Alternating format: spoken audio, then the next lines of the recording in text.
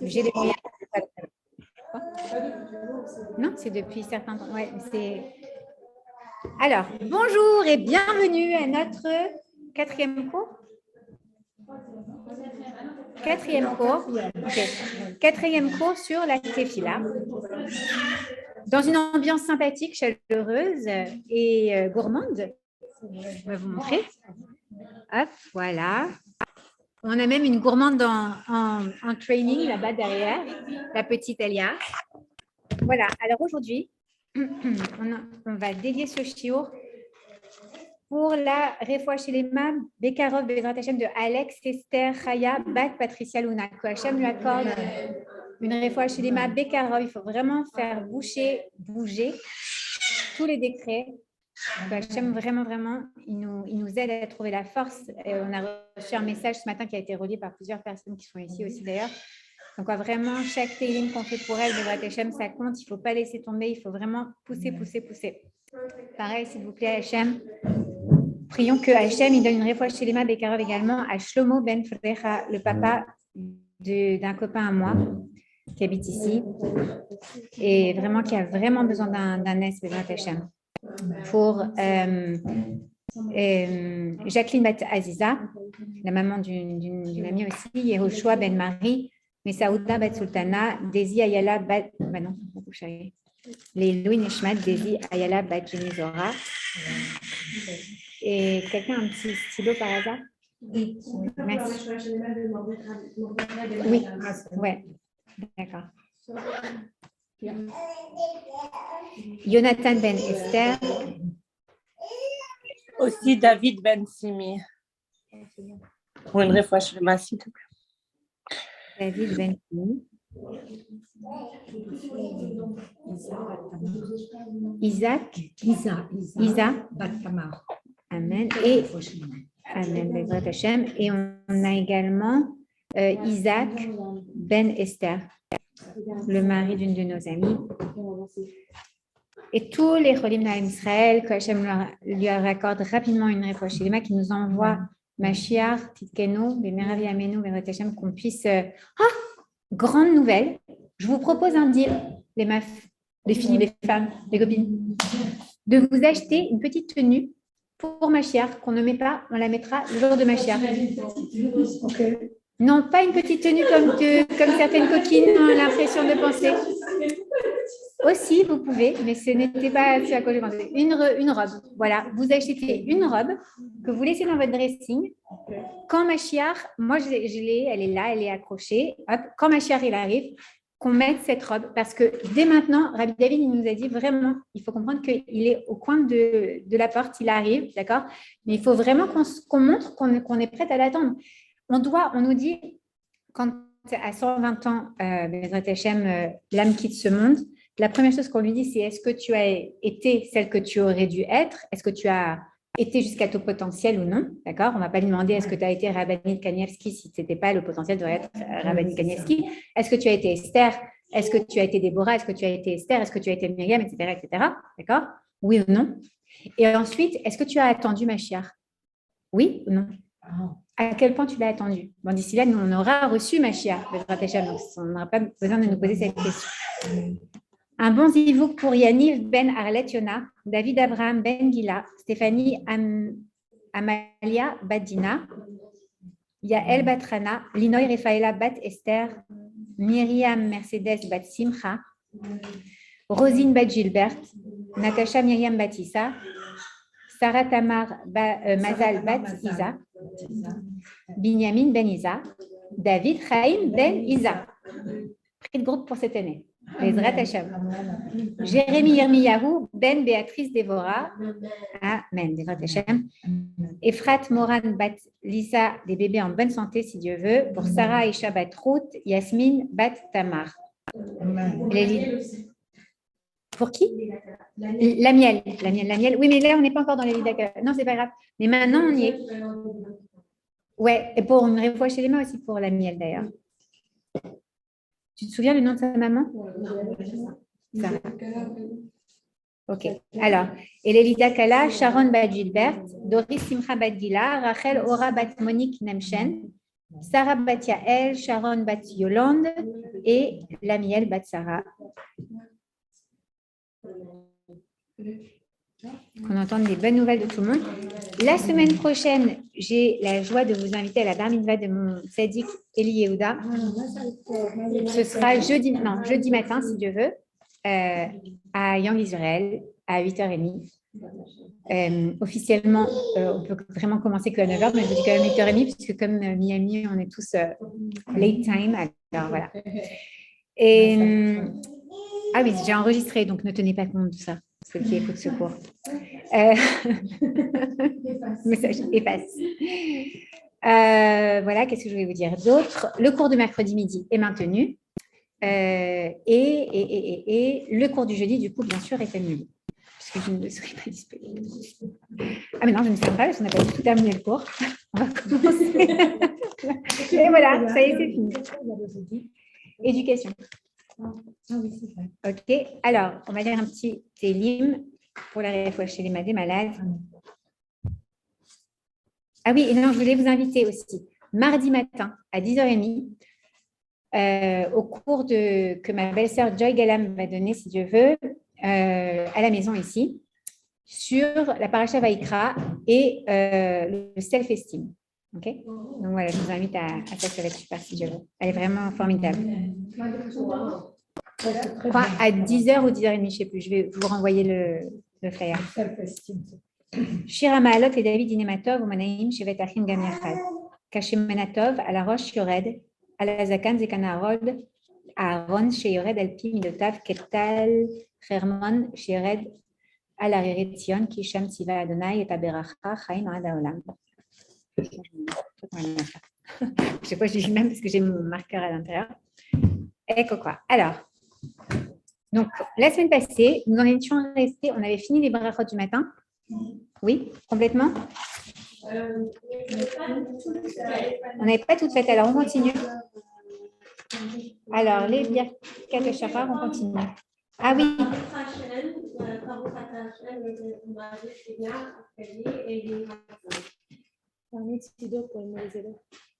Et vous voulez partager ou pas? Ouais. J'en ai plus avec du français.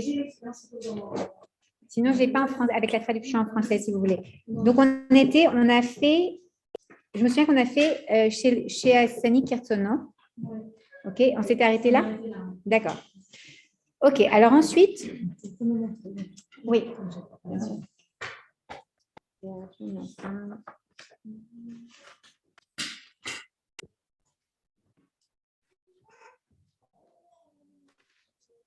Voilà, on était là. Donc maintenant, on est là. Alors, on va le dire en hébreu et ensuite en français. Baruch ata Hashem Elokeinu melech haolam Ama'avir, donc qui fait partir, révèle Shena me'eneinu, le sommeil de mes yeux. Utenuma me'afapenu, et l'assouplissement de mes paupières. Ok? Ça veut dire quoi? En effet, quand on se réveille, il fait partir le sommeil de ses yeux. Mais c'est quoi aussi? C'est qu'il nous réveille un petit peu la vision, le regard, qui nous empêche d'être complètement, d'avoir une vision voilée, soit par les choses que nos croyances peuvent nous faire croire, comme par exemple, ah non, mais moi, j'y arriverai jamais, regarde, je suis nulle, on m'a toujours dit que, d'accord, toutes ces croyances limitantes qu'on peut avoir, d'accord, Akadosh Baruch Hu, il nous dit, regarde, moi, je t'aide. On doit comprendre qu'Hachem, il nous aide à faire partir le sommeil de mes yeux. Quand on a le sommeil dans les yeux, on a un voile. On dirait comme un voile sur mes yeux. D'accord? L'idée, c'est encore une fois de faire lever le voile et de voir les choses telles qu'elles sont émettent. D'accord? Ça peut être aussi, pas seulement nos croyances, mais ça peut être aussi les croyances des autres. Par exemple, celle de la société qui nous fait croire que parce que on est une femme... je sais pas, une jeune fille de 15 ans, alors si on n'a pas un petit copain de 15 ans, alors on est nul, d'accord? Ça peut être plein d'autres choses. Donc, Hachem, il va nous lever le voile de nos yeux. À quoi vous pensez, par exemple, quand on dit ça? Qu'est-ce que ça peut être d'autre que Hachem va nous lever des yeux? Dans le quoi? D'avoir une bonne vision, de voir ouais, dans le bon, vers le bon, d'accord, ok, exactement, de voir le bon, de s'exercer à voir le bon. Parfois, on se dit, non, mais attends, j'ai l'impression, que je suis dans un tunnel. Et je ne vois pas le fond du tunnel. D'accord? J'ai l'impression que vraiment devant moi, il n'y a que de l'obscurité. Kadosh Baruch Hu, quand on dit cette phrase-là, Ama'avir Revel Shena Meneino, s'il te plaît, fais partir le sommeil de mes yeux, fais partir cet endormissement que j'ai, d'accord, et l'assouplissement de mes paupières, cet endormissement que j'ai de me dire que rien n'est bien. Laisse-moi, dévoile-moi la lumière. On disait les semaines précédentes, c'est de l'obscurité qu'a été créée la lumière. Donc, nécessairement, on passe par l'obscurité pour ensuite y dévoiler la lumière. Donc, on va demander à Kadosh Baruch Hu, à ce moment-là, fais partir le sommeil de mes yeux et l'assouplissement de mes paupières. Parfois aussi, ça peut être juste on est dans un quotidien, on ne voit même plus les choses positivement. D'accord? Je suis tellement habituée à tout ce que j'ai autour de moi que je ne vois pas ce qu'il y a d'extraordinaire. Or, on l'a dit, qu'est-ce que c'est la Kedusha? Qu'est-ce que c'est? C'est l'extraordinarité. C'est quelque chose qui est extraordinaire, qui n'est pas ordinaire, qui n'est pas commun. C'est pas tout ce qu'on voit on ne doit pas s'habituer à tout ce qu'on a autour de nous. On doit toujours essayer justement de ne pas s'endormir sur ce qu'on a, s'endormir sur ses lauriers et essayer de se dire, attends, Hachem, il m'a donné ça, il m'a donné ça, il m'a donné ça. Qu'est-ce que je vais faire moi avec ça? Il y a une phrase qui dit, quand Hachem il t'offre des citrons, il te donne des citrons, tu peux soit les considérer comme minces, il me donne des choses amères, d'accord? Ou alors tu peux décider d'en faire une limonade. C'est entre tes mains en fait. Qu'est-ce que tu vas décider d'y voir dans ces citrons? De l'amertume ou la possibilité d'aller faire une limonade avec? Ok? Donc aide-moi à sortir de mon sommeil, à enlever de mes yeux ce qui voile ma vision et l'assouplissement de mes paupières, ok, c'est de me dire, tiens, attends, Hachem m'avait mis tout ça de bon dans ma vie. Vas-y, qu'est-ce que je vais faire avec? Je ne vais pas rester endormie face à tout ça, d'accord? Dihi ratson minefanecha Hachem Elokai velokai avotai. Donc, et que ce soit ta volonté devant toi, Éternel, mon Dieu et Dieu de mes pères. Selon, si vous êtes sur le Patar Eliaou, c'est Dieu de nos pères et notre Dieu, d'accord? On ne parle pas au singulier, on parle au pluriel, mais ce n'est pas très grave. Chez Targilenu Betorah Tera, de m'habituer à ta Torah. Ça, c'est un concept qui est super important, d'accord? Parce qu'en fait, parfois, quand on tombe en amour, comme ils disent les Québécois, quand on tombe amoureux d'Akadosh Baruch Hu, quand on fait teshuva, on se dit, moi, ça y est, venez braque, here I am, ok? Je mets la perruque, la longue jupe, les bas, on ne voit même pas le poil, d'ailleurs, c'est très pratique, on n'a plus besoin d'aller chez l'esthéticienne, d'accord? Quand on marie. Et ça y est, je fais tout à fond les ballons. Eh bien non. Hachem, il nous dit, quand on prie Hachem, on dit chez Targilenu, que ça devienne régal pour nous, que ça devienne une habitude pour moi. Je ne peux pas me sortir de la zone, mais elle commente, elle a raison. Ça ne peut pas être, je ne peux pas sortir de ma zone de confort et faire un bond en avant vers mes Harim. D'accord? Je vais me casser la figure. Je vais tomber entre les deux. Okay? Qu'est-ce que je dois faire?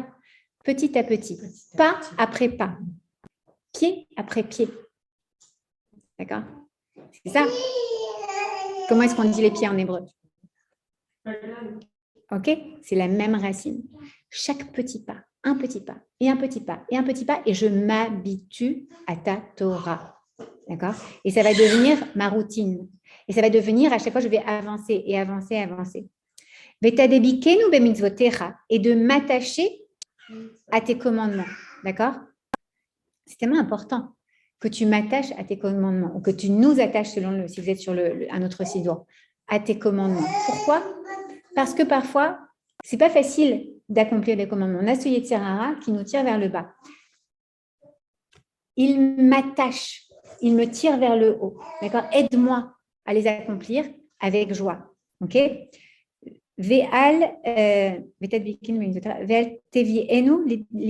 mais il y a autre chose sur le. Qui est-ce qui a un Patar Eliaou? Tu peux me lire, s'il te plaît?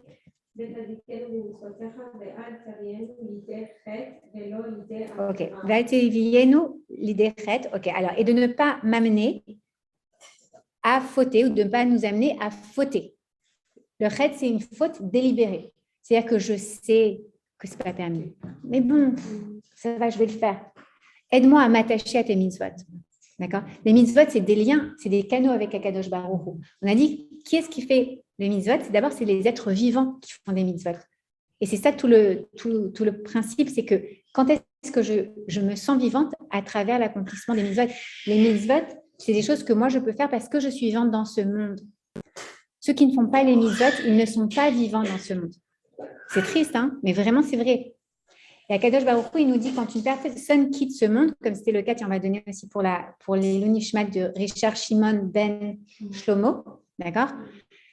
Quand il part de ce monde, c'est maintenant à ses filles, à sa femme, de faire des mitzvot pour l'élévation de son âme. Pourquoi? Parce que lui, il n'est plus dans le monde de l'action, d'accord? Mamie Daisy, elle n'est plus dans ce monde de l'action. Mais, c'est la grand-mère de notre amie Lénite. Mais, qu'est-ce qui se passe? Et ta mamie aussi. Qu'est-ce qui se passe en revanche? Elles ont agi toute leur vie en donnant la émouna et la émouna à leurs descendants. Et lorsque l'âme quitte ce monde de l'action, c'est ses descendants qui vont faire les mitzvot. Ces mitzvot, elles sont l'attachées à Akadosh Baruch Hu. C'est un canal de connexion avec Akadosh Baruch Hu. Et en plus, elles vont permettre d'attacher même au neshamot des autres. C'est-à-dire que je continue le travail qu'eux ne peuvent pas faire. Et je montre que je suis vivante à travers mon accomplissement des mitzvot. Lorsque je n'accomplis pas les mitzvot, je ne suis pas vivante dans ce monde. D'accord? Qu'est-ce que c'est ne pas être vivante dans ce monde? C'est un mort vivant. Ok? C'est vraiment ça. Puisque Akadosh Baruch Hu nous a fait juifs pour qu'on accomplisse les mitzvot. Et même les Béné Adam, ils ont des mitzvot à accomplir. D'accord? Les lois Noachim. Ok? Alors, Vélolidé Avon et ni à fauter, donc involontairement. Vélolidé ni sayon, ni d'être mis à l'épreuve. On ne doit pas demander d'être mis à l'épreuve, même si on est toujours mis à l'épreuve. Et Akadosh Baruch Hu, il nous met à l'épreuve, que ce soit les plus petites épreuves. Mais on sait qu'un nisayon, les nisyonotes, c'est aussi des exercices. C'est des exercices pour grandir. Parce que c'est que à travers l'épreuve que je grandis. Et on sait, parce que comment est-ce que les profs, ils nous apprennent les maths? Ils nous donnent quoi pour des exercices?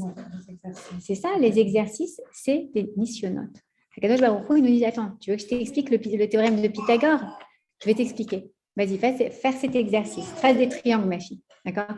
C'est exactement la même chose. Tu veux que je t'explique comment est-ce qu'il faut réaliser la balance de ces midotes dans la vie? Qu'il faut arriver à être dans la mida, c'est-à-dire dans la mesure, dans la colère, dans la patience, dans la joie, dans tout, il faut être dans la mida. Attends, tu veux que je t'explique? Tu ne peux pas comprendre le théorème de Pythagore comme ça. De la même manière, tu ne peux pas comprendre que oui, il va falloir être dans la mesure, dans tout. Même dans la générosité, on ne peut pas être dans l'excès. D'accord? Sauf dans l'amour pour son enfant. Inconditionnel. OK? Donc, il nous donne des exercices. Mais on dit à Hachem, je t'en supplie, ne nous donne pas des exercices qui sont difficiles pour nous. Mais l'idée, visayon, à subir une honte, bien évidemment. Personne n'a envie de subir une honte. Éloigne-moi du mauvais penchant. Ça, c'est vraiment, quand on dit ça, on doit le sentir avec tout notre cœur. Parce que la seule personne qui nous empêche, qui nous tire la jambe comme ça, d'accord, qui nous tire vers le bas, c'est ce mauvais penchant. D'accord? Alors, on lui dit, Vetachikenu miyetzerara. Et Vetadebikenu beyetzeratov. Mais attache-moi au bon penchant. Parce qu'on a tous en nous la petite voix qui nous dit, oh, ça va, ton 8e morceau de chocolat, mais vas-y, ça va, attends, tu peux te le permettre. Ouais, ça va changer quoi? Allez, vas-y. Et de l'autre côté, tu as, mais non, tu viens faire 1 heure de gym, allez, tu as fait des efforts, perds pas ton temps à bouffer du chocolat, d'accord? Bon, ok. Oui, je tourne toujours autour du chocolat. Et contraint mon penchant au mal à te servir. C'est-à-dire qu'il faut comprendre un truc super, ça nous donne un truc super intéressant à comprendre. C'est qu'en fait, même le Yetzer Hara, on peut arriver à le maîtriser pour qu'il nous serve à être un bon Oved Hashem, à être dans notre Avodat Hashem. Comment? Le Gaon de Vilna, il nous dit, j'adore. Le Gaon de Vilna, il nous dit, si tu veux savoir quelle est ta mission, regarde là où le Yetzer Hara, il est le plus fort. Par exemple, tu as le plus de difficultés à aller à un cours de Torah. Ben, c'est là où tu dois aller. Tu as le plus de difficultés à faire ta tefila. Parce que tout de suite, dans ta tête, tu as les listes des courses qui débarquent, je ne sais pas, tout ce que tu dois faire pour la famille toute la journée. C'est là où tu dois être à fond. D'accord? Parce que le Yetzer Hara, il va être le plus dur avec toi, là où vraiment, il sait que c'est ta mission et il ne faut surtout pas que tu l'atteignes. Lui, son but, c'est que tu ne l'atteignes pas. Alors, comment est-ce qu'on peut utiliser son Yetzer Hara pour mieux servir à Kadosh Baruch Hu? Eh bien, c'est possible. Alors, on demande à Hachem, contrains mon mauvais penchant à te servir. Aide-moi à comprendre comment ça fonctionne pour que je puisse te servir à travers même ce Yetzer Hara. D'accord? Quelqu'un qui a, par exemple, le Yetzer Hara des femmes, d'accord, pour un homme, c'est très dur. Eh bien, il va aller encore plus utiliser son Yetzer Hara pour être encore un meilleur mari pour sa femme, pour lui procurer encore plus de joie dans son couple. D'accord? C'est un très grand séducteur. Eh bien, vas-y, séduis ta femme tous les jours. Utilise ton Yetzer Hara à bon escient pour servir à Kadosh Baruch Hu, pour accomplir sa mission sur terre. Utenenu, hayom, uvechol yom, vayom, lechen, vresed, ulrachamim. Ok, alors attends. Et donne-moi aujourd'hui et chaque jour de lechen, de la grâce, ulchesed, et de la pitié, ulrachamim, et de la miséricorde, beinecha, uvene chol roenu. Ok. Alors, donne-moi de la grâce, de la pitié, de la miséricorde à tes yeux. D'accord, Hachem, c'est toi qui me les donnes, mais je te demande de me les donner pour que à tes yeux, tu aies de la pitié, de la miséricorde envers moi. Que tu me donnes ce reine qui va me permettre, d'accord, d'obtenir celle de toi. Okay, mais je sais que tout vient de toi. C'est bizarre de dire ça. Donne-moi ce que toi, tu vas voir ensuite. Tu vois, on peut s'en servir comme ça aussi, comme une leçon dans notre couple. Parfois, nous, on adore recevoir des fleurs pour Shabbat. Et on se dit, ça va, je ne vais pas lui dire. Si je lui dis, j'aime bien les fleurs roses pour Shabbat, et qu'il me les amène, ça perd de son charme, entre guillemets. D'accord? Eh bien non. Regarde, là, on est en train de demander à Hachem de nous donner exactement quelque chose pour qu'ensuite, il nous juge avec miséricorde. Donne-nous du charme, de la miséricorde et de la piété, d'accord, envers toi, à tes yeux, mais même aux yeux des autres. S'il te plaît, fais que j'ai ce qui est nécessaire pour être jugé favorablement aux yeux des autres. Vegamelenu chasadim tovim. Et accorde-moi des bontés bonnes. Des bontés bonnes. Accorde-moi du bien révélé. D'accord? Des bontés bonnes, c'est quoi? C'est qu'on sait qu'Akadosh Baruch Hu, tout ce qu'il fait, c'est pour le bien. Mais nous, on a envie d'avoir du bien révélé, c'est-à-dire quelque chose qui est évident que c'est bien. Parce que lorsque, par exemple, on dit à notre enfant, chérie, tu ne peux pas manger cette 8e sucette, c'est bientôt Pourim, donc ils vont se ramener avec des sacs de bonbons, on ne sait plus quoi en faire, d'accord? On va lui dire, chérie, non, tu as mangé déjà 2 lafitafi, ok? Le 3e, tu le gardes pour Shabbat. Ok, c'est demain en plus, enfin, c'est le lendemain, Shabbat, donc ça va, c'est pas trop long à attendre. Le gosse, qu'est-ce qu'il va se dire? Mais c'est pas du bien révélé, ça. Bien sûr que c'est bien pour lui. Au final, il ne va pas avoir mal à l'estomac parce que toi, tu es en train de lui dire ça. Mais lui, qu'est-ce qu'il veut? Un autre lafitafi? Il s'en fiche. On est exactement pareil. Qu'est-ce qu'on veut? Bien sûr que tout ce qu'Hachem il nous amène, c'est du bien. Mais on préfère qu'il nous amène du bien révélé, qui est évidemment bien. Un autre bonbon, quoi. Ok? Baruch ata Hachem, Gomel Chassadim Tovim Le'amo Israël, qui accorde des bontés bonnes à son peuple d'Israël. D'accord? Après, à Am Israël de les voir et de les regarder. Ensuite, on est Yehiratson Milifanecha Hashem Elokenu Veloke Avotenu. Shetatzilenu Hayom Uvechol Yom Vayom Meaze Fanim. Alors, que tu me sauves aujourd'hui et chaque jour des gens effrontés, des mauvais visages, d'accord? Des personnes qui ont un visage effronté, ok? Ou meazot panim, ou de l'effronterie en général, mais adam ra, du mauvais homme, mais yetzer ra, du mauvais penchant, mais chaver ra, du mauvais ami, mishachen ra, du mauvais voisin, ou du méchant voisin, mi pegara, d'une embûche mauvaise, mais ainara, du mauvais œil, ou milachonara, et de la langue mauvaise. Et quand on dit ça, on se met un écran de protection contre nous. C'est comme si on avait notre mezouza portable, d'accord, avec nous toute la journée. Pensons-y quand on le dit. Non, mais c'est vrai. Tu sais, on ne se rend pas compte à quel point quand on a l'habitude de dire les brachot, non, pense à chaque mot que tu es en train de dire. Est-ce que tu as envie d'avoir un mauvais voisin? Non. Est-ce que tu as envie d'avoir une mauvaise influence dans ta vie? Non. Ni pour toi, ni pour tes enfants, ni pour ton mari, ni pour tes amis, ni pour personne. Que le Yetzer Hara, il nous fiche la paix, que tes amis soient bons autour de toi, que tu aies des bons penchants, d'accord, et que personne ne dise de mal de toi. Mais tu es tranquille comme ça déjà, comme ça, on est l'esprit tranquille. C'est quoi le Pega? C'est quoi? C'est une embûche, c'est un obstacle. Ah, l'obstacle. Midin caché ou mibal din caché. Alors, d'un mauvais jugement ou d'un jugement compliqué, difficile. Ou mibal din caché ou d'un accusateur difficile. OK? Que ce soit, on ne parle pas forcément de tribunal. Ça peut être juste quelqu'un qui nous accuse d'avoir fait quelque chose. Celle-là, elle a fait ci, elle a fait ça. D'accord? Benché ou ben verit, qu'il soit de l'alliance juive, ou benché et non ben verit, ou que ce soit pas quelqu'un de juif. D'accord? Que Hachem, il nous protège de toutes ces mauvaises accusations et des mauvais accusateurs. Baruch atadna Eloheinu melech haolam shehakol niya bidvaro.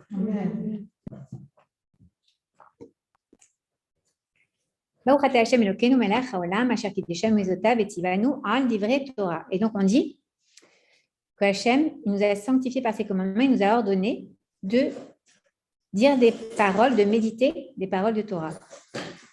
Ve'arevna Hachem Elokeinu et divrei Torah techa, et que nous soient agréables de grâce éternelle notre Dieu les paroles de la Torah, befinu, dans notre bouche, ou befifiot, amecha bet Israël, ainsi que dans toutes les bouches du peuple de notre maison d'Israël. Franchement, quand on va à la synagogue, je dis juste un petit aparté, d'accord? Quand on va à la synagogue, on doit apprécier que les gens disent de la Torah. En général, on doit apprécier que les gens disent de la Torah. Mais quand on va à la synagogue, le fait qu'on parle de bouche, ça me fait penser au fait qu'on parle. Normalement, à la synagogue, on n'a pas le droit de parler. Pendant la tefila, on n'a pas le droit de parler. Et très souvent, on va à la synagogue et on se dit « Ah, chouette, je vais retrouver ma copine, etc. » Et on ne se rend pas compte qu'en fait, soit on peut parler et on peut tout simplement déranger l'autre qui est en train de prier, le couper de sa concentration, c'est dommage. Mais en plus, il est en train de se passer quelque chose de merveilleux. Il y a de la Torah dans la bouche du peuple d'Israël. Apprécions ça. Okay? Mais aussi, apprécions de pouvoir développer ça à nos tables, à la table de Shabbat, avec nos enfants, avec nos maris. Et si on parlait davantage de Torah? Il y avait des chanteuses Salt and Pepper quand on était jeune. Let's talk about baby. Et bien là, on devrait dire Let's talk about Torah, baby. Let's talk about you and me. D'accord? Ok, c'est tellement plus intéressant que ce qu'elle racontait, Salt and Pepper. Ok, on peut parler de Torah et la Torah, elle englobe la totalité de cette création du monde. À partir du moment où on parle même de sujets futiles, les vêtements, les cheveux, les trucs, mais on va l'orienter de manière toraïque. Tu sais quoi? J'ai vu cette robe, comme elle tirait bien, mais elle tirait trop bien. Elle est nude, elle est belle, ça te mettra en valeur, d'accord? Tu utilises plusieurs trucs à la fois et tu fais plaisir à la personne en même temps et tu lui donnes des conseils pour aller, je sais pas, voilà, on a une pro de la mode pour moi ici à cette table, excuse-moi, mais ici, d'accord? Elle a grandi dans l'industrie de la mode, ok? Et quand moi je sais que c'est ma personal shopper, quand elle me trouve une tenue, c'est toujours tchic-tchac le truc, tu le mets, tu dis, ah, ça, c'est tchic-tchac pile-poil pour moi, d'accord? Ben voilà, elle utilise quelque chose qui pourrait a priori être futile, mais en réalité pas du tout. On parle du vêtement que je vais revêtir, comme le Kohen Gadol dont on reparle d'ailleurs, on reparle du Migdé Keuna cette semaine. Alors, où est-ce qu'on est? Là, et que nous soyons, nous, notre descendance et la descendance de notre descendance,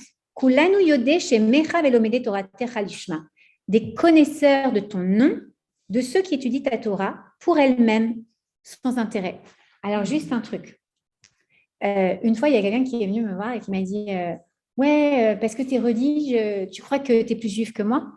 Je fais ah non, pas du tout en fait. Pour moi, tu es tout aussi juif que moi, ou même peut-être plus, j'en sais rien. Je ne sais pas s'il y a des niveaux de judaïsme plus grands, plus hauts, plus bas. Mais en tout cas, il y a un truc qui est sûr, c'est que mes descendants ont peut-être plus de chances que les tiens d'être juifs. Pourquoi? Parce que pour que mes descendants et les descendants de mes descendants, ils soient yodé shemecha, qu'ils soient connaisseurs de ton nom. Ben, il y a un moment, il va falloir que moi, je l'apprenne, ton nom, que je passe du temps à te connaître, que je passe du temps à parler de toi, que je passe du temps à t'étudier, à avoir une relation avec toi. Et plus moi, je passe du temps à être proche de toi, et plus mes enfants, ils feront être proches de toi parce qu'ils vont te connaître. Tout simplement. D'accord? Je vais vous donner un exemple. Dans ma famille, on a une grosse famille très unie à la base, d'accord? Mais moi, j'ai toujours adoré quand j'étais petite, j'étais très, très copine avec toutes les sœurs et les belles-sœurs de ma grand-mère, d'accord? Et du coup, Anaïs aussi, c'est comme ça d'ailleurs. Et Anaïs, c'est comme ma petite sœur, donc on se connaît très bien, on connaît les histoires. Et du coup, Anaïs et moi, on peut vous raconter les histoires des arrière-grands-parents d'un côté, de l'autre. On connaît toute la famille. Pourquoi?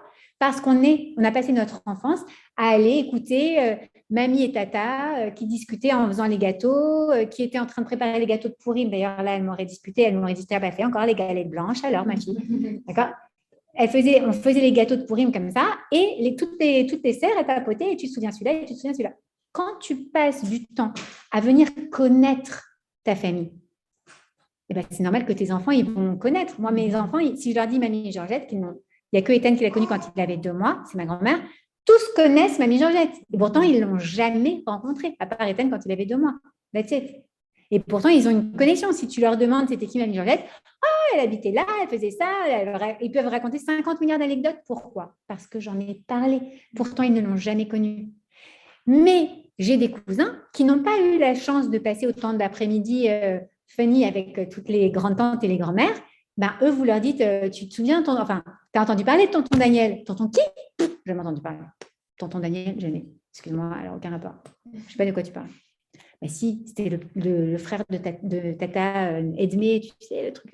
Bon, bref, eux, ils ne savent pas du tout de quoi on parle. Pourquoi? Parce qu'ils n'ont pas été leurs parents ne leur ont pas parlé de ça. Vous voyez ce que je veux dire? C'est exactement la même chose. C'est comme si on était une grande famille.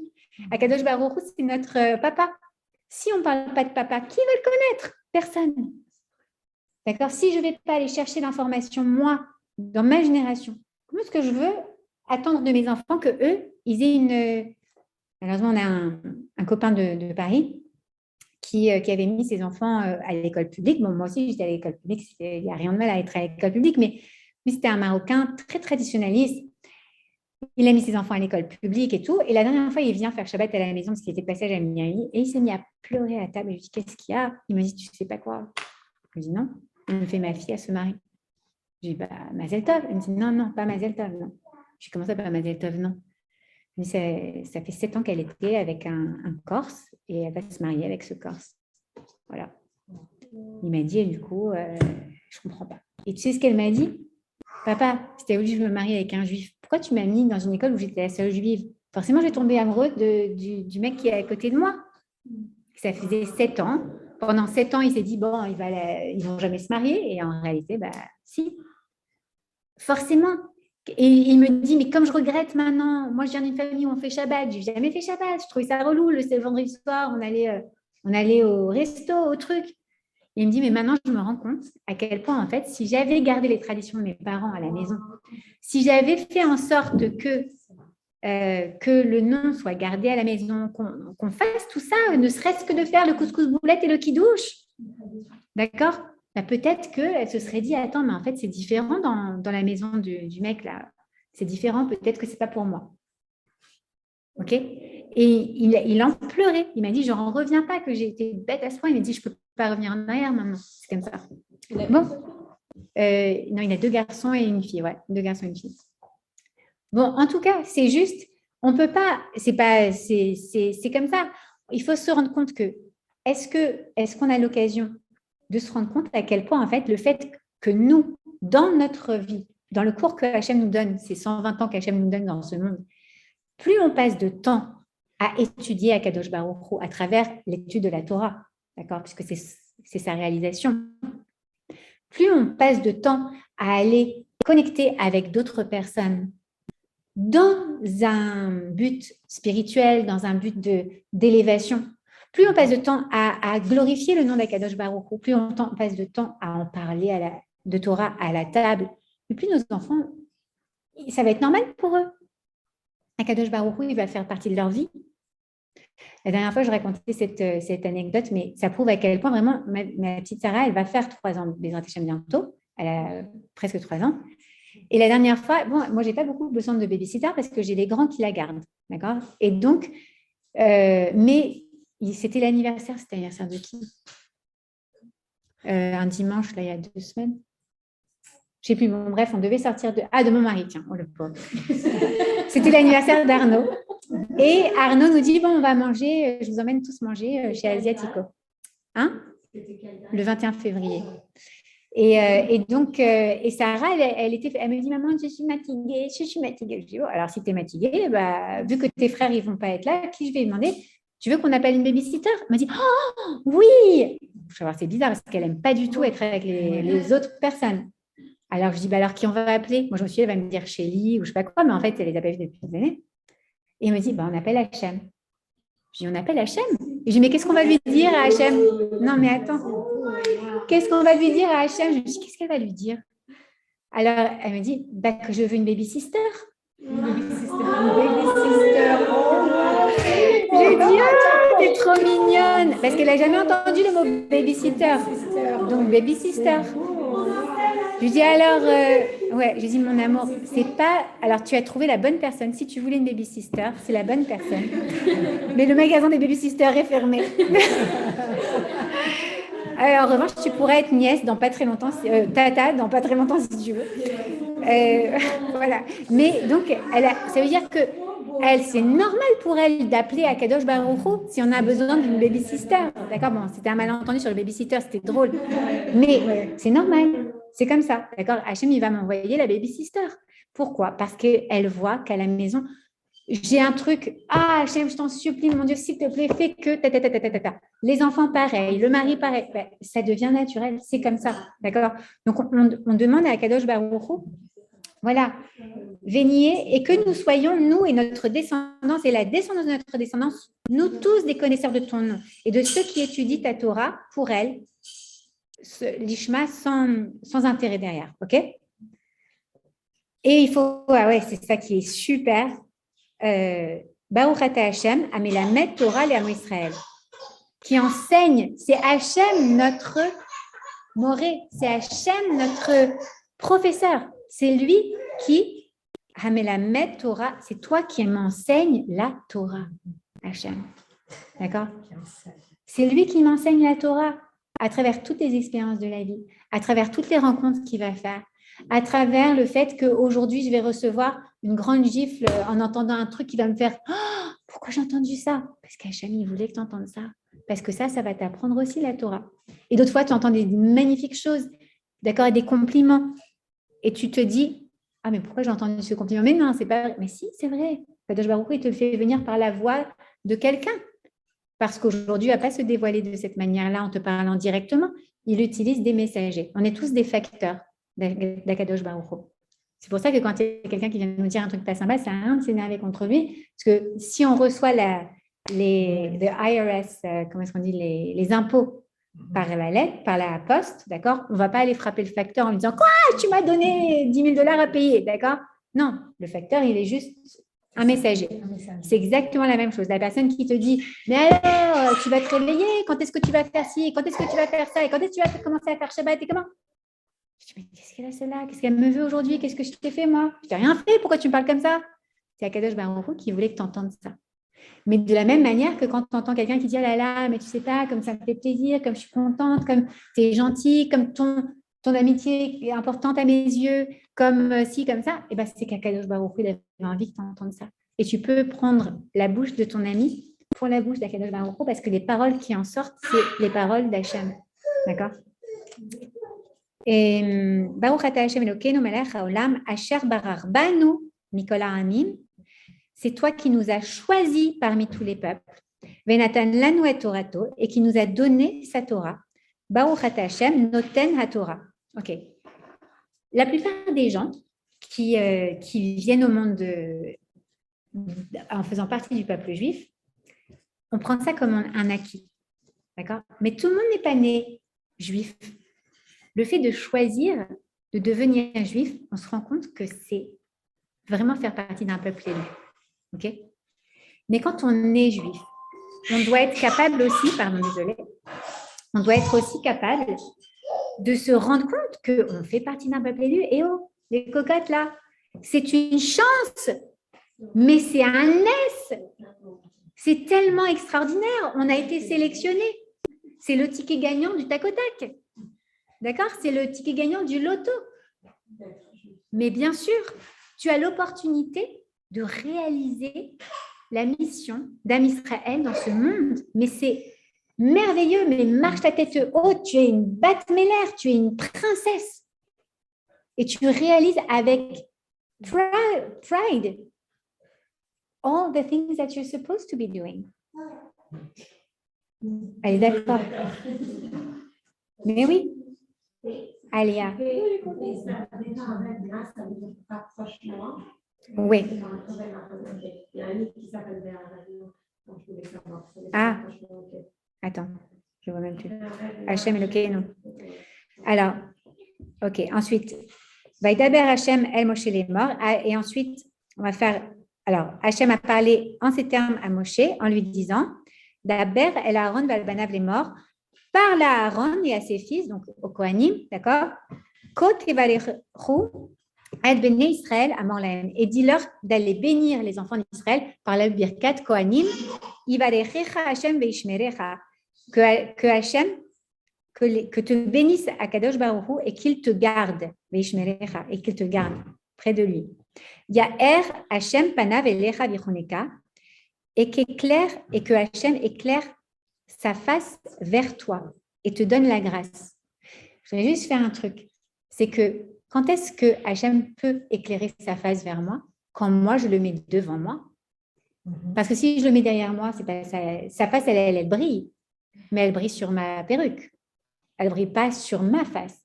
Donc, en fait, si moi, je choisis de mettre Akadosh Baruch Hu devant moi, alors je reçois la lumière d'Akadosh Baruch Hu sur mon visage. Ok? Ça, c'est aussi la contrepartie. Issa Hachem panav elecha, que lève l'Éternel sa face vers toi, veyasem lecha shalom, et qu'il mette sur toi la paix. La paix, le shalom. Le shalom, on doit comprendre que dans énormément de Teilim, David Améler qui nous apprend, recherche le shalom et va vers le shalom. Éloigne-toi de ce qui n'est pas shalem, de ce qui n'est pas complet, de ce qui n'est pas entier. Le manque, le doute, le mensonge, tout ça, c'est pas complet, c'est pas entier, c'est pas émet. Le shalom, c'est ce qui nous permet d'être dans la complétude, dans la shlemut, okay, la complétude. C'est vraiment quelque chose d'important. Et un autre truc que je voulais juste dire, quand on disait tout à l'heure qu'on fait partie du peuple d'Israël, parfois, il faut comprendre que quand on fait partie du peuple d'Israël, le fait d'accomplir des mitzvot, ça ne doit pas être honteux. Parfois, on se dit, mais attends, je vis dans la société. Est-ce que je vais avoir le courage, moi, d'aller dans mon bureau avec une perruque sur la tête ou avec un foulard sur la tête? Mais oui, pourquoi, en fait? Les gens, qu'est-ce qu'ils admirent? Qu'est-ce que les gens admirent en particulier? L'honnêteté, l'intégrité? Ok? C'est quoi être honnête et intègre quand on est juif? C'est être en accord avec ce que Akadosh Baruch Hu nous demande. C'est à vous que je racontais la semaine passée l'histoire de cette veuve, non? Non. Ah, c'était au cours du jeudi, je vais raconter. C'est quoi? C'est l'histoire, si je crois, non? Non? Ah bon, d'accord. Alors, c'est une histoire que j'ai entendue sur Torah Box par le Rav Benjamin Ben Ramo, où il raconte en fait l'histoire d'un monsieur, qui est un juif religieux, qui devait s'associer pour une affaire avec un monsieur non-juif, un arabe, c'était, je crois, au Maroc, je ne sais plus où exactement. Et ce type-là, il décède. Mais le juif, il avait fait un accord de parole avec ce type-là. Et il se trouve que l'affaire de ce juif, elle fonctionne super bien. Et il était en parole associé à 50% avec ce type-là. Il apprend que ce type, il décède. Il va voir la veuve et il lui dit, voilà, je voulais juste que vous sachiez, j'avais un accord verbal avec votre mari. Alors la veuve, elle dit, mon mari il est parti, je ne sais pas ce qu'il vous devait, mais je ne peux rien faire pour vous. J'ai rien, j'ai mes frères qui ont une belle situation, mais je ne sais pas ce qu'il vous avait promis. Non, il ne m'avait rien promis. Il m'avait promis qu'on s'associait. On n'avait pas encore eu le temps de signer les contrats, mais voilà, l'affaire, elle a très bien fleuri. Je viens vous apporter 50%. C'est 50% que vous devez peut-être avoir besoin en tant que veuve pour vivre. Elle n'en revenait pas. Elle a dit, mais monsieur, je vois que vous avez une kippa sur la tête, vous êtes juif. Il dit oui. Que Dieu vous bénisse, que Dieu vous protège. Et le juif, il rentre chez lui. Bon, c'est un type qui n'avait pas des gros moyens, mais qui était un type honnête et droit et qui allait selon les lois de Kadosh Baruch. Et à ce moment-là, il tombe, la situation économique pour lui, elle se renverse et il n'a pas des bonnes nouvelles. Et il cherche un travail et à ce moment-là, il va postuler pour un travail et la compagnie qui le reçoit, le RH, il lui dit, excusez-moi, mais c'est quoi votre prénom exactement? Shlomo Cohen. Shlomo Cohen. Ah, ok, Shlomo Cohen. Dites-moi, vous connaissez madame, je ne sais pas comment est-ce qu'elle s'appelle, Nadar? Oui. Ah ben c'est très bien. C'est vous le monsieur qui était associé avec monsieur Nadar et vous lui avez donné après. Je dis oui, comment vous savez? Il dit, moi je suis le frère de madame Nadar. Wow. Et on cherche quelqu'un à un poste très haut pour gérer les affaires du prince. Je ne sais plus si c'était au Maroc ou dans les Émirats, je ne sais plus exactement. On a besoin de quelqu'un vraiment de confiance. Et quand on voit comme vous êtes quelqu'un de droit et d'intègre et que vous allez avec les lois de votre Dieu, alors on veut vous embaucher. Et en fait, grâce à ça, il a eu un poste incroyable et c'est lui qui a géré toutes les affaires du prince dans ce pays-là, puisqu'ils avaient entièrement confiance en lui. C'est une vraie histoire. À quel point, en fait, on ne comprend même pas à quel point le fait de dire une parole, à Kadosh Baruch Hu, il a dit, tu donnes une réalité à cette chose. C'est comme un contrat. C'est pour ça que parfois on dit, ouais, je te rappelle tout à l'heure, l'inéder. Parce que je ne te rappelle pas tout à l'heure, aïe, tu t'es engagée, ma cocotte. D'accord? C'est vrai. Ok, alors, c'est juste pour dire, en fait, quand on agit avec intégrité, quand on agit selon les lois que Kadosh Baruch Hu il a données au peuple d'Israël, on doit être fier, en fait. Et on ne doit pas avoir honte parce qu'on fait un kiddush Hachem. On n'est pas en train de on n'est pas en train de dire, regarde, les Juifs, comment ils se comportent. Mais quoi? Comment on se comporte? Comme des princes, excusez-moi. Mais des gens qui se comportent avec le respect de l'autre, qui se comportent selon la Torah, mais c'est des êtres rares et appréciables. On doit être fier de ça. On ne doit pas se dire, ah oui, non, mais attends, là, parce que je suis dans une situation où il n'y a que des rimes, alors je vais enlever ma kippa. Ou alors, je vais serrer la main de celui-là, même si normalement, je suis Shomer Negia parce que j'ai l'archouma de l'Elésia. Excusez-moi, je ne peux pas serrer la main. Bon, aujourd'hui, avec le Covid, c'est beaucoup plus simple. Moi, je sais qu'à l'époque, je faisais tout le temps, genre comme si j'avais mal à la main. Je me suis dit, ils ne vont pas comprendre.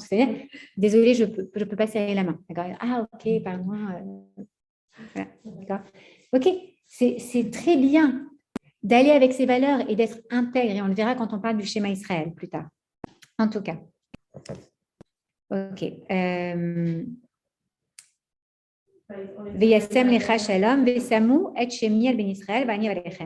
Et les Kohanim placeront mon nom sur les enfants d'Israël et moi-même je les bénirai. Pendant le Birkat Kohanim, c'est tellement important d'imaginer. Moi, j'imagine, je ferme les yeux et j'imagine la Shefa qui passe à travers les Kohanim et qui vient. Je respire et j'imagine cette énergie blanche qui vient comme ça me remplir de bonté d'Akadosh Baruch Hu. Parce que c'est à travers les Kohanim que ça passe. Et à travers les parents vers leurs enfants lorsqu'ils reçoivent par les Kohanim. C'est vraiment magnifique, je trouve. Ok? Alors, on a terminé pour aujourd'hui les brachot du matin.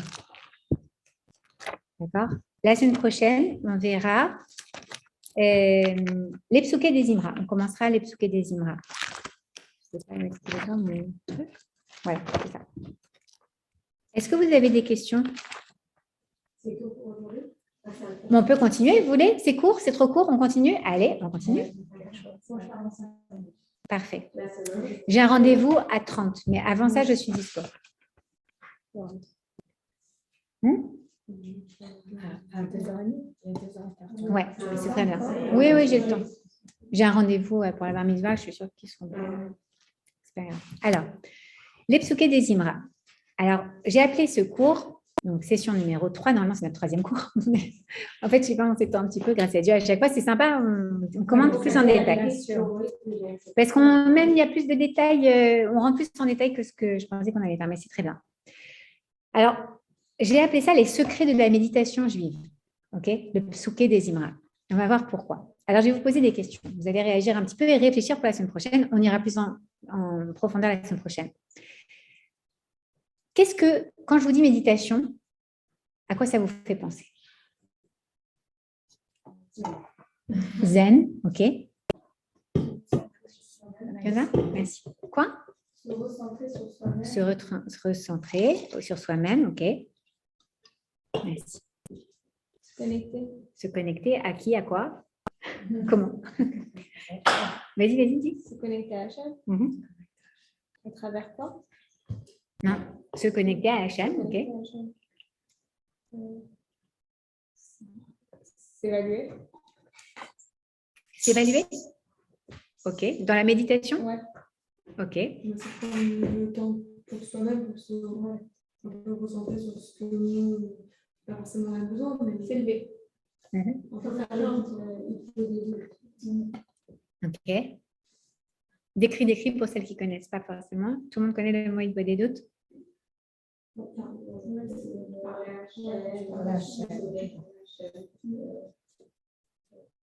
Ok. D'accord. Sarah, qu'est-ce que tu penses, toi? Ok. Et Issa?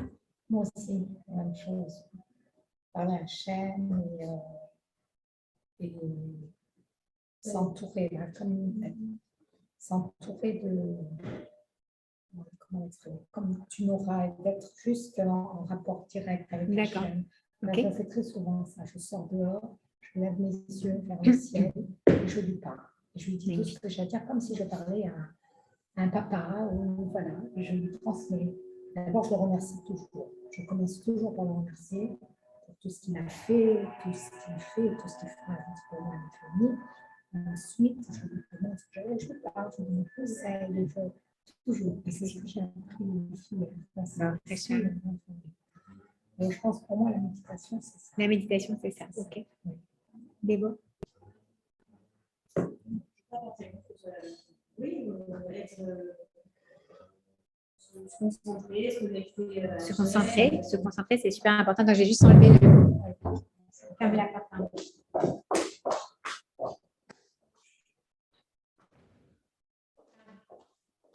Se concentrer.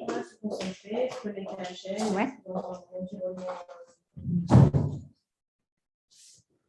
Dans un environnement particulier, quoi. Voilà, une connexion particulière. D'accord. Moi, là, au tout départ, quand on parlait de méditation, je me disais, pour moi, la méditation, je vois un type en position du lotus, en train de faire aoum, aoum, et de fermer les yeux, quoi. Je voyais éventuellement quelqu'un avec une petite cloche qui allait faire ting, ting, d'accord? Et je me suis dit, pour moi, c'était plutôt ça, méditer, entre guillemets. Et en fait, après, bon, j'ai étudié, j'ai vu que ce n'était pas que ça, c'était très intéressant. Et surtout, j'ai de m'intéresser à ce que ça pouvait être la méditation dans le judaïsme. Et a priori, dans le judaïsme dans lequel j'avais grandi et dans le judaïsme vers lequel j'étais allée volontairement moi-même en étudiant et tout ça, je ne voyais absolument pas de méditation. Je n'ai jamais vu un rav qui m'avait dit passons à la méditation à présent. Alors, prenez vos sièges, allons-y joyeusement et avec entrain. D'accord? Jamais. Je ne m'étais jamais dit ça. Je n'avais jamais entendu ça. Donc, je m'étais dit, Jewish and meditation don't really relate. D'accord? Je ne voyais pas trop où mettre le truc. À part, j'avais lu un livre quand j'étais en prépa, je sais, qui s'appelait Le Juif dans le lotus. Je me suis dit, mais s'il n'était pas dans le lotus, je ne savais pas trop quel était le rapport entre méditation et judaïsme. Et pourtant, en fait, dans le judaïsme, à l'origine, la méditation joue un rôle extrêmement important et on va voir pourquoi. Alors, je vais vous proposer d'abord une petite définition de la méditation. D'accord? Au sens le plus général, méditer, ça consiste à penser d'une manière contrôlée. C'est ça, la méditation. C'est-à-dire penser de manière contrôlée. C'est-à-dire que, naturellement, on a peut-être 1000 pensées à la seconde. OK? Il y en a dont on est consciente, d'autres dont on n'est même pas consciente. Notre cerveau sélectionne automatiquement certaines pensées comme ça, parmi les 1000 qui défilent. Okay? C'est comme si vous avez une chaîne de production. Alors, une pensée, 2 pensées, 3 pensées, hop, 1000 pensées, laquelle tu vas choisir, hop, c'est là. Alors, qu'est-ce qui a marqué dessus? D'accord? Tu regardes et tu dis, hop, ça y est, la liste des courses de Shabbat. Le mercredi, ça vient toujours à la liste des courses de Shabbat, tu vois pourquoi. OK? Et ça continue, ça continue, ça continue. Mais là, en fait, c'est comme si tu mettais, attends, pause, OK. Là, je vais décider de penser que à ça. Donc, c'est canaliser sa pensée vers quelque chose. C'est ça la méditation au sens, au sens, comment est-ce qu'on dit, dictionnaire du terme, d'accord, au sens original du terme. C'est-à-dire, je décide de ce vers quoi je veux penser, de ce à quoi je veux penser, d'accord? Une forme de concentration, en effet. OK. Hachem, il a créé l'esprit humain de telle sorte qu'il ne soit pas facile à dompter. C'est comme un lion, d'accord? Imagine, comme ça, il rugit à droite à gauche, OK? Et en fait, il n'est vraiment pas facile à dompter. C'est pas facile, d'ailleurs, encore aujourd'hui. Plein de neuroscientifiques disent on a encore du mal à comprendre très, très bien comment fonctionne le cerveau. Ce n'est pas évident. Et encore moins à canaliser les pensées vers quelque chose. D'accord? Ce n'est pas facile. C'est quelque chose qui demande beaucoup d'entraînement, beaucoup de pratique. Okay? Et en fait, pourtant, Hachem, il nous demande d'avoir de la concentration, d'avoir de l'intention même dans ce qu'on fait. D'accord? Donc, c'est étonnant qu'il nous ait donné ce flot de pensée en même temps qu'il nous demande d'arriver à être concentré. Donc, en fait, il désire, ça fait partie de sa volonté, que nous commencions à apprendre à maîtriser cet outil de contrôle de pensée, donc de méditation. Okay. L'idée, c'est en fait, je sais pas si vous avez vu cette interview de Jean-Claude Van Damme il y a quelques années, où il utilisait le mot « aware » à toutes les sauces. Okay. En gros, il faut être aware de ce à quoi on pense. Okay. Et très souvent, on ne l'est pas. Parfois, on est presque victime, non pas de la mode, mais victime de nos pensées. D'accord? On laisse les pensées nous orienter by default. Bye, Alia. Elle fait des dos? Non. Non, pas du tout. Je sais pas si c'est une bonne idée. C'était non, au contraire, on a touché, c'est trop sympa. À Malina toutes les semaines. Hein? Elle fait des soirées à tout le monde. Nous, on a eu Dan, hein? On est obligé de t'avoir maintenant. Moi, j'adorais quand Dan est venu. J'y vais, je vous laisse terminer. Bye. Salut mesdames. Alors, la méditation, donc, il désire qu'on utilise cet outil pour canaliser nos pensées. OK? Donc, premier exercice, ça m'embête d'aller commencer vers ce truc et de vous lâcher un peu. C'est ça le problème. C'est pas grave. OK, on va faire un premier exercice. OK? Arrêtez de penser. Vous y arrivez? Ne pensez pas à une banane. À quoi vous pensez? À une banane. OK? OK. Donc, en temps normal, notre esprit il est tellement occupé qu'on ne se rend même pas compte du flux de pensée. Et c'est pour ça qu'il y a des gens qui ont des insomnies, parce qu'en fait, le soir, quand on n'est pas vraiment occupé, C'est là où on se rend davantage compte C'est ça. de ce à quoi on pense. Ok. Donc, quand on veut arrêter son flux de pensée, ben, celui qui n'a pas l'habitude de méditer, il n'y arrivera pas. Celui à qui je dis ne pense pas à une banane, s'il n'a pas l'habitude d'aller placer une autre image à la place, il va penser à sa banane. Parce que j'ai dit banane. D'accord? Qu'on dise, d'ailleurs, c'est très intéressant, parce que en fait, le cerveau ne fait pas la différence entre ce qui est négatif et positif. Donc, si je dis, par exemple, à un enfant, ne saute pas sur le trampoline, ça ne sert absolument à rien. Saute sur autre chose que le trampoline. Ça sert tout à fait à quelque chose. Pas sur ton petit frère. Ça ne sert à rien. Saute sur le sol, ça sert à quelque chose. D'accord? Pourquoi? Parce qu'il n'entend pas la négativité. Donc, il entend saute trampoline. Saute sur le frère. D'accord? Donc, on va le faire au positif. Saute sur le sol. Et si on faisait autre chose que sauter? D'accord? Viens faire tes devoirs, chérie. D'accord? Ou autre chose. Mais en gros, quand on dit ne saute pas, saute. Ne pas, le cerveau a fait obstruction. D'accord? Exactement. Mais le mot négatif, le cerveau ne l'entend pas. Donc, en fait, il va juste prendre le positif qu'il y a dedans. OK? Donc, ne pense pas, bah, tu penses. Ne pense pas à la banane, tu penses à la banane, automatiquement. OK? C'est beaucoup mieux de dire genre ne sois pas. Alors, soit, oui, voilà, vraiment, c'est tu dis quelque chose, mais tu vas faire. Ouais, Comme par exemple. Je ne vais pas dire comme ça. Le même temps, Non, c'est pas dans ce.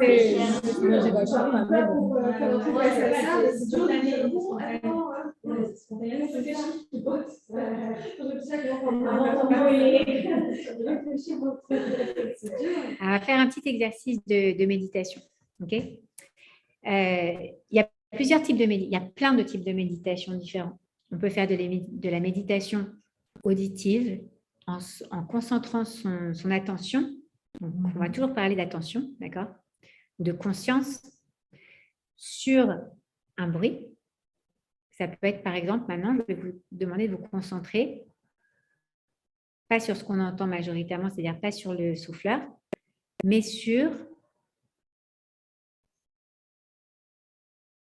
Est-ce que vous entendez un bruit d'oiseau? Essayez de vous concentrer et de... D'accord?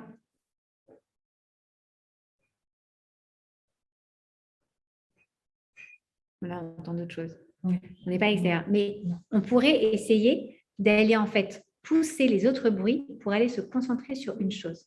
D'accord? Ça peut être un des 5 sens qu'on va utiliser, ou les 5 sens. C'est sous forme de méditation. Je vais vous demander par exemple de fermer vos yeux, respirer tranquillement en prenant une grande inspiration par le nez sur 5 secondes, en soufflant par la bouche sur 5 secondes également. Je vais vous demander d'aller vous concentrer tout en continuant à respirer sur votre petit orteil droit. Essayez d'aller ressentir ce qu'il ressent. Quelle est la sensation tactile de cet orteil droit? Est-ce qu'il est au chaud? Est-ce qu'il n'est pas au chaud? Quelle est la sensation qu'il a? Est-ce que c'est un toucher dur, un textile froid? Il y en a qui trichent. Un textile mou? Est-ce qu'il ressent une petite douleur? Une pression peut-être?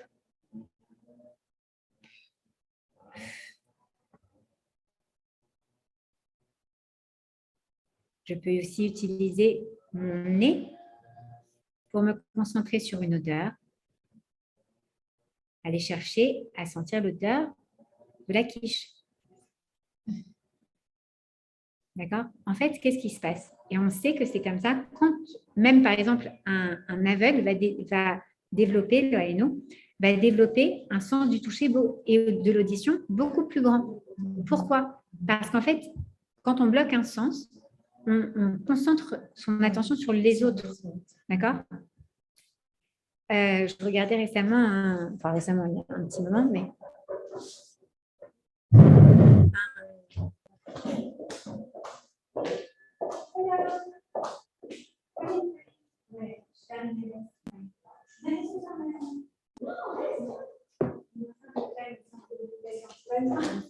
Vous expliquez Ouais, c'est toi notre maître de méditation. J'arrive. OK. Alors, on va terminer le cours pour aujourd'hui. Mais la semaine prochaine,